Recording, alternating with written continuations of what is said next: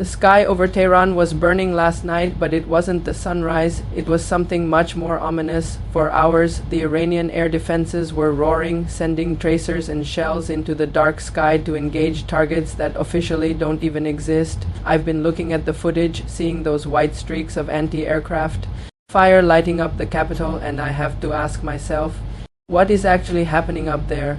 Are we seeing the beginning of the end, or is this just the frantic reaction of a regime that knows the walls are closing in? The reports are coming in fast now, and the situation on the ground is changing by the hour. It's a lot to process. We have video of explosions on the ground in Tehran and reports of a massive power outage hitting the city right as the guns started firing. But here is the strange part. Israel is saying it wasn't them, and the United States is staying completely silent. So who were they shooting at? Was it a fleet of drones, a secret mission, or just a desperate false flag meant to keep the Iranian people in a state of fear?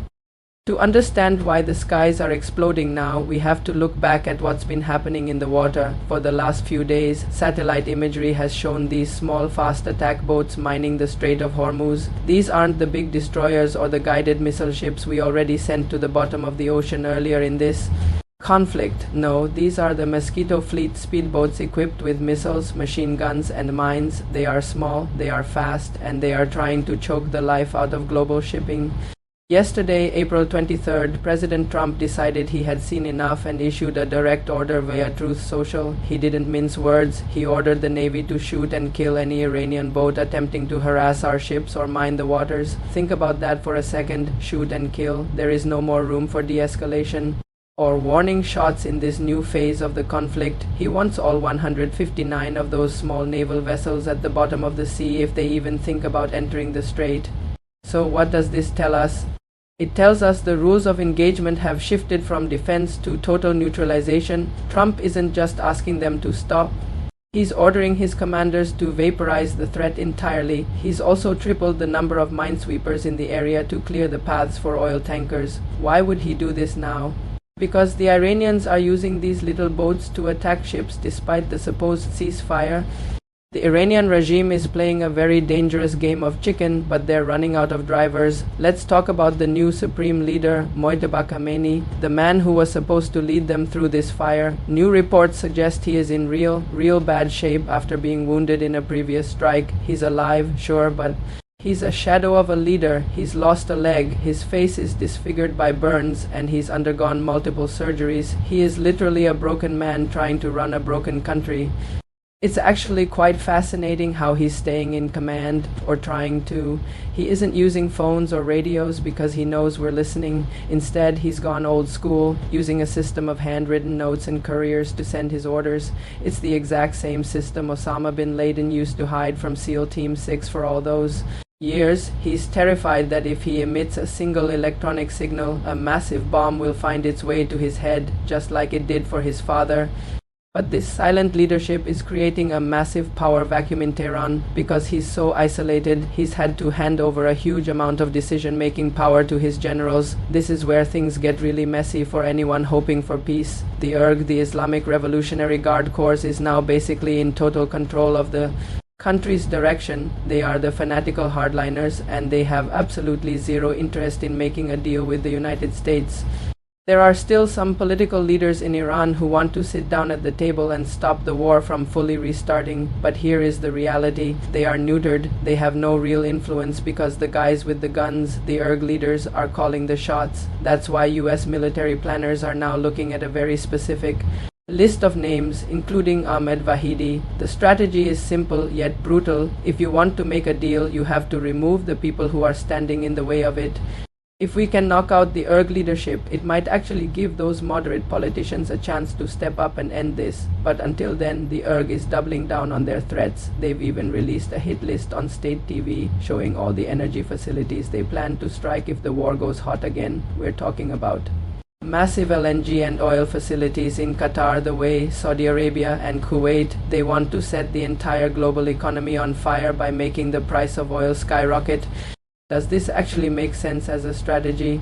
From their perspective, it's the only leverage they have left. If they can't win a conventional war, they will try to make the cost of victory too high for the rest of the world to bear, and they aren't just making threats. Their proxies are already moving. We've seen drones launched from Iraq hitting targets in Kuwait, and Hezbollah is still raining rockets into Israel from Lebanon. The ceasefire is a joke to them. It's just a chance to reload.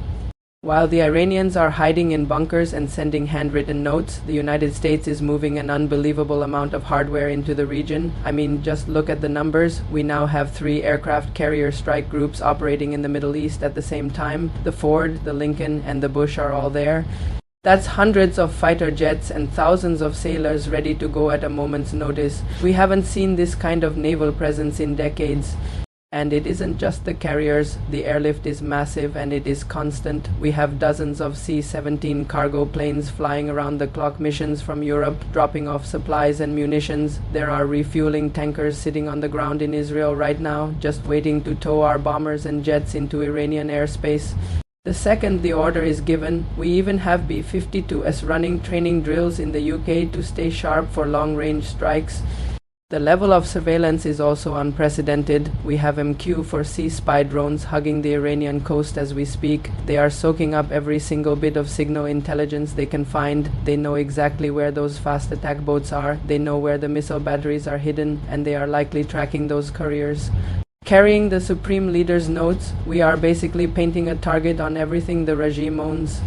But there is a catch to all of this power, a very serious one. We've burned through an incredible amount of ammunition in this war already. We're talking over 1,000 Tomahawk missiles and nearly 2,000 air defense interceptors. Some officials in the administration are starting to get very nervous about our stockpiles. They are worried that if China decides to move on Taiwan tomorrow, we might not have enough high-end munitions left to stop them.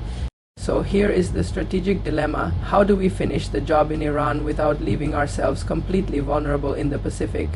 We have to rebuild these munitions as fast as we can, but that takes time. In the meantime, the pressure is on to end the Iranian threat quickly and decisively before another front opens up elsewhere. The build-up we are seeing, the 3 carriers, the B-52s, the shoot and kill orders, it's all designed to bring this to a head now.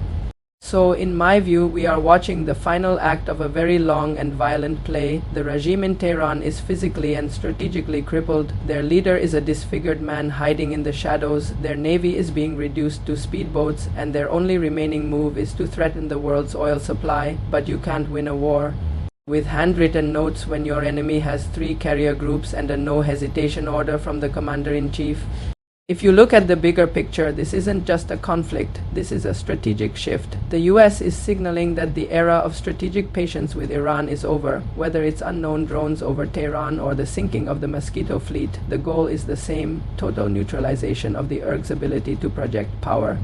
It's going to be a very loud, very dangerous few weeks, but the endgame seems clearer than ever. The Iranian regime is roaring its last defenses, and the world is just waiting for the final silence.